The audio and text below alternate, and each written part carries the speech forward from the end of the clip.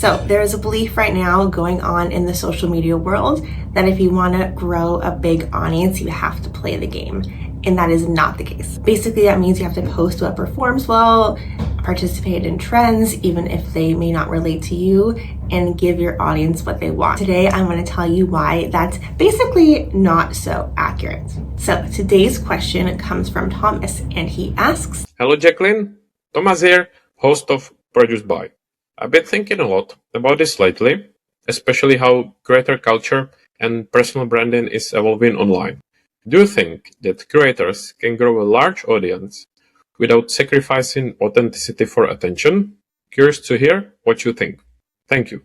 So the short answer is yes, but in this video, I'm going to dive deeper into why the answer is yes. I feel like it's a common misconception that authenticity and growth are on opposite ends of the scale. Basically, that means if you want to grow, you have to sacrifice being authentic, and honestly, that is not the case at all. I feel like it's not uncommon for someone to start a channel and post around 5 or 10 videos being truly themselves, and things go super well. And then one day they notice that, a new trend comes up that's not really related to their space, but it tends to get good views, and they think to themselves, okay, I'll do this one video and see if it works for me, even though it may not be related. But then one video turns into another and another and another, and it's just kind of a cycle. And then before they know it, their content kind of has no real rhythm or vibe, and their audience just kind of ends up getting a little confused, I guess you could say. The long story short is people follow you, not just a topic. They follow, your perspective, your take on things, your opinions, all of that good stuff. Believe it or not, your audience could definitely, spot inauthenticity a mile away. So when you start chasing, attention instead of connection, it's not, so uncommon for your audience to leave because they just don't know what you're about anymore. Here's something I want you to sit with. Being authentic does not mean you don't have to have a strategy behind the content that you share. You could definitely, have, a game plan behind your content, I guess you could say, but still show up as yourself and showcase your personality. So basically what that means is if there is a trend going around that really resonates with you and your audience and your brand and your style, you could definitely, participate in it, but just put your own spin on it and share your thoughts and your feedback in your own words. If you really want to build a loyal audience, I definitely would say you have to do these few things consistently. So first of all, they stay in their lane and they don't drift off to the side just because something may be trendy in the space. They also share, genuine, real experiences, both positive and negative.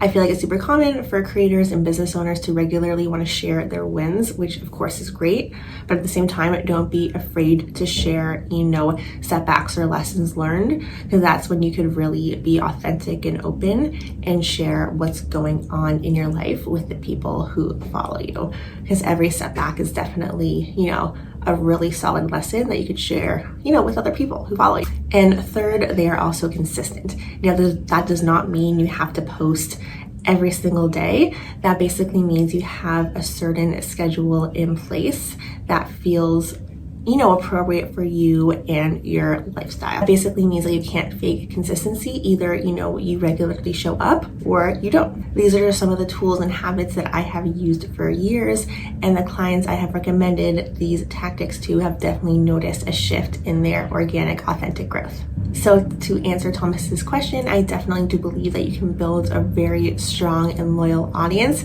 without sacrificing your authenticity. But with that all being said, it does require a good amount of patience, solid growth, and building a strong community that trusts you and likes you and supports you does not happen overnight. But when it does happen, it is definitely worth it. You just have to remind yourself that the right audience will find you if you keep showing up being your true authentic self. Before you post anything, I typically recommend asking yourself, do I actually believe in this? Do I actually think that this could help people? Do I have, a strong opinion about this certain topic? Or am I just posting it because I feel like I have to because of the search engines? If you're posting because you truly believe in it, go ahead and press publish. But if you're posting just because you think it might potentially get you, to go viral, maybe take a step back and reevaluate on the main content idea. It's really difficult to build an audience that follows a version of you that isn't really you, because it's going to be very difficult to sustain, because you can only chat about topics and themes and trends that you don't believe in for so long, right? I mean, that sounds a little exhausting, don't you think?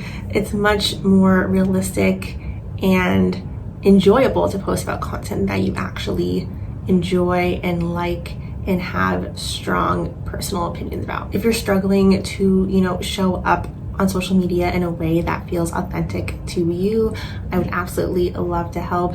Don't be shy to reach out, and I would love to help support you in any way that I can. Thank you so much, Thomas, for submitting this question. I really hope that this video helped you and everyone who is watching at home. If you have any questions at all that you would like to submit to this series, feel free to send them over to my email. Everything will be down below. Thanks so much for watching, and I'll see you all in the next one.